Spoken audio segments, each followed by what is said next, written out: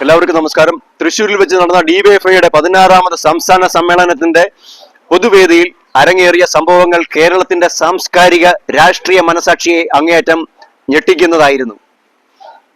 സമ്മേളനത്തിലേക്ക് ആളുകളെയും യുവാക്കളെയും ആകർഷിക്കുക എന്ന ലക്ഷ്യത്തോടെ കോഴിക്കോട് ചിലങ്ക ഫ്ലോട്ടിംഗ് തിയേറ്റർ അവതരിപ്പിച്ച മിസ എന്ന നാടകത്തിന്റെ മറപിടിച്ച് ഒരു സ്ത്രീ കഥാപാത്രത്തെ അല്പവസ്ത്രധാരിയാക്കി ഷഡ്ഡിയും ബ്രേസറും ഇട്ട് അണിനിരത്തി നടത്തിയ ലൈംഗിക ചുവയുള്ള പ്രകടനം വലിയ സാംസ്കാരിക ജീർണതയാണ് വെളിവാക്കിയത്.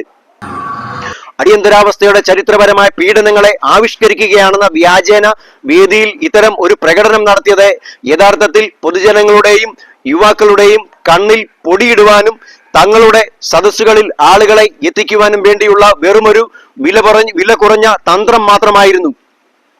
എന്നാൽ ഈ വേദിയിലെ കോപ്രായങ്ങൾക്ക് പിന്നിലുള്ള യഥാർത്ഥ രാഷ്ട്രീയം നാം തിരിച്ചറിയേണ്ടതുണ്ട്. സ്വന്തം രാഷ്ട്രീയ അടിത്തറ നഷ്ടപ്പെടുമെന്ന ഭയത്തിൽ നിന്ന് ജനശ്രദ്ധ തിരിക്കുവാൻ നടത്തുന്ന ഈ പ്രഹസനങ്ങൾ ഒരു കാര്യം വ്യക്തമാക്കുന്നു: കേരളത്തിലെ ജീവിക്കുന്ന മനുഷ്യരുടെ യഥാർത്ഥ പ്രശ്നങ്ങളെ അഭിമുഖീകരിക്കുവാൻ ഈ പ്രസ്ഥാനങ്ങൾക്ക് സാധിക്കുന്നില്ല. മഹാത്മാ അയ്യങ്കാളി തന്റെ ജനതയുടെ അറിവിനും ആത്മാഭിമാനത്തിനും വേണ്ടി നടത്തിയ ഐതിഹാസിക പോരാട്ടങ്ങളുടെ മണ്ണാണ് കേരളം.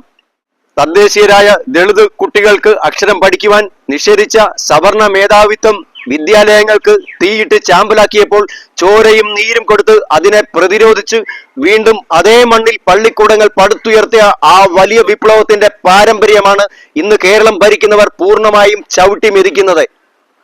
കഴിഞ്ഞ 40 വർഷങ്ങളായി, പ്രത്യേകിച്ച് കഴിഞ്ഞ 10 വർഷത്തെ ഭരണകാലത്ത് കേരളത്തിലെ പട്ടികജാതി, പട്ടികവർഗ, ദളിത്, ആദിവാസി ജനവിഭാഗങ്ങൾ അനുഭവിക്കുന്ന ക്രൂരതകൾക്കും അവകാശ നിഷേധങ്ങൾക്കും കണക്കുകളില്ല. അട്ടപ്പാടിയിലെ കാട്ടിൽ ഒരു പിടി അരി മോഷ്ടിച്ചു എന്ന് ആരോപിച്ച് ആൾക്കൂട്ടം തല്ലിക്കൊന്ന മധു എന്ന ആദിവാസി യുവാവിന്റെ ചോര ഇന്നും ഈ മണ്ണിൽ നീതിക്കായി നിലവിളിക്കുന്നു. പെരുമ്പാവൂരിൽ സ്വന്തം വീട്ടിൽ ക്രൂരമായി പീഡിപ്പിക്കപ്പെട്ട് കൊല്ലപ്പെട്ട ജിഷ എന്ന ദളിത് നിയമ വിദ്യാർത്ഥിനിക്ക് പൂർണ്ണ നീതി ലഭ്യമാക്കുവാൻ ഇവിടുത്തെ ഭരണ സംവിധാനങ്ങൾക്ക് കഴിഞ്ഞിട്ടില്ല.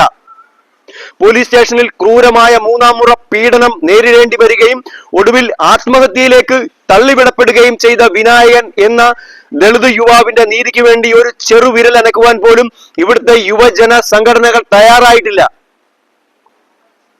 കണ്ണൂർ അഞ്ചരക്കണ്ടി ദന്തൽ മെഡിക്കൽ കോളേജിൽ അതിക്രൂരമായി കൊല്ലപ്പെട്ട നിതിൻ രാജ് എന്ന ദളിത് വിദ്യാർത്ഥിയുടെ കൊലപാതകത്തെ ഒരു സാധാരണ ആത്മഹത്യയാക്കി മാറ്റാൻ കോളേജ് മാനേജ്മെന്റും ഭരണകൂടവും ഒത്തുകളിച്ചപ്പോൾ പ്രതികളെ സംരക്ഷിക്കുവാൻ കൂട്ടുനിന്നതല്ലാതെ ഒരു പ്രക്ഷോഭവും ഉയർത്താൻ ഇവിടുത്തെ ഇടതുപക്ഷ പ്രസ്ഥാനങ്ങൾക്കോ ഡിവൈഎഫ്ഐക്കോ സാധിച്ചിട്ടില്ല.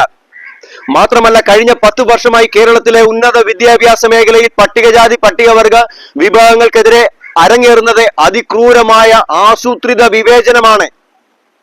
കേന്ദ്ര സംസ്ഥാന സർക്കാരുകൾ ദളിത് ജനവിഭാഗങ്ങളുടെ ക്ഷേമത്തിനും വിദ്യാഭ്യാസത്തിനും അനുവദിക്കുന്ന പ്രത്യേക ഫണ്ടുകളിൽ കോടിക്കണക്കിന് രൂപയാണ് വകമാറ്റി ചെലവഴിക്കുകയും തട്ടിയെടുക്കുകയും ചെയ്യുന്നത്.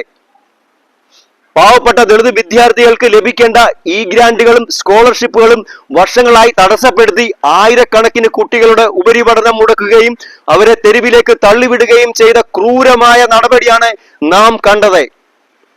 സർവകലാശാലകളിലും സർക്കാർ സർവീസുകളിലും ഭരണഘടനാപരമായ സംവരണ തത്വങ്ങളെ പരസ്യമായി അട്ടിമറിച്ച് പാർട്ടിക്കാർക്കും സ്വജന പക്ഷങ്ങൾക്കുമായി അനധികൃത പിൻവാതിൽ നിയമനങ്ങൾ വ്യാപകമാക്കുമ്പോൾ അർഹതപ്പെട്ട ദളിത് ഉദ്യോഗാർത്ഥികൾ വഴിയാധാരമാകുന്നു.